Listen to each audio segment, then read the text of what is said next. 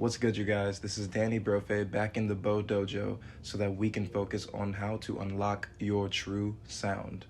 Now, the first thing we're going to have to do as a collective is accept that our sound is a direct reflection of the quality and the quantity of time that we spend with our instrument.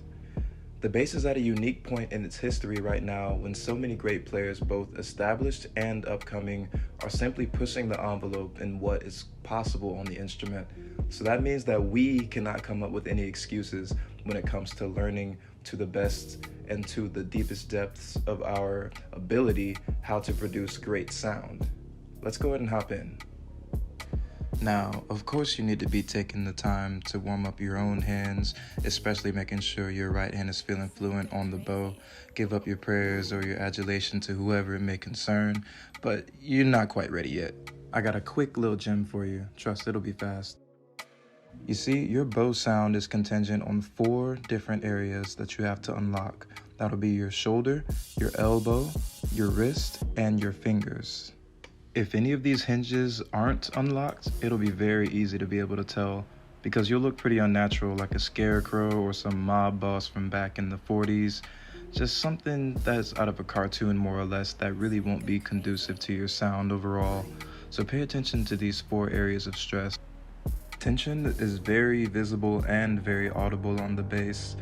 When you're only working from one of the hinges, it's actually drastically impacting your sound production because you're cutting off a connection from your back all the way through your fingertips by deciding where the bridge breaks. So no matter what hinge you're deciding to focus on, if you're not flowing through all 4 of them, from shoulders through the elbow, through the wrist, through the fingers, then you're likely suspending some very crucial weight that's literally taking decibels of sound away from you and colors on colors of tones that you could be accessing. So what is it that we can do once we're ready to access all of these hinges? Once we're ready to let go of the scarecrow life, even though we've been making it look pretty good thus far? Personally, I start my day with slow bows on open strings. That way I can start to develop my own sound in terms of the resonance that I want to achieve. If you're not making the string vibrate within its entire circles, then that means that you're probably cutting off at some hinge point that is causing the bow to stop a little prematurely. So if you hit some slow bows on all 4 strings, put that metronome on and the tuner on so that you can really be identifying pitch too. And this variation is when I go from the frog of the bow to the tip, doing a little bit of a faster bow motion, but still incorporating all of the hinges. Once I make it to the tip, I slowly work my way back up to the frog, and it's working on that organic motion all the way through.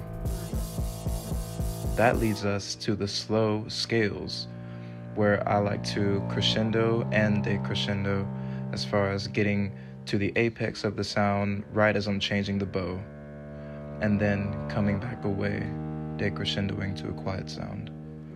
This is working on the left hand and right hand coordination and just ensuring that you're developing a sense in a musical mind frame, because you're not just going to be playing open strings, of course.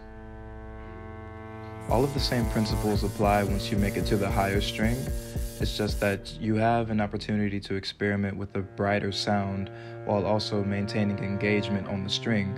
What I would say is important on any of these strings is to make sure that you're drawing the sound and not pushing the sound, because when you push the sound, that's only engaging one hinge, and that's likely going to be your shoulder.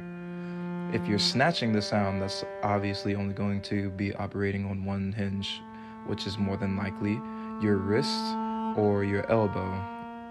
Now, once you're able to engage with all 4, that means that you'll be able to get a smooth bow transition and really help yourself communicate the musical ideas that you want to communicate. So take your time with any scale that you're approaching today and just get into the dojo. Best of luck. I look forward to hearing from y'all soon.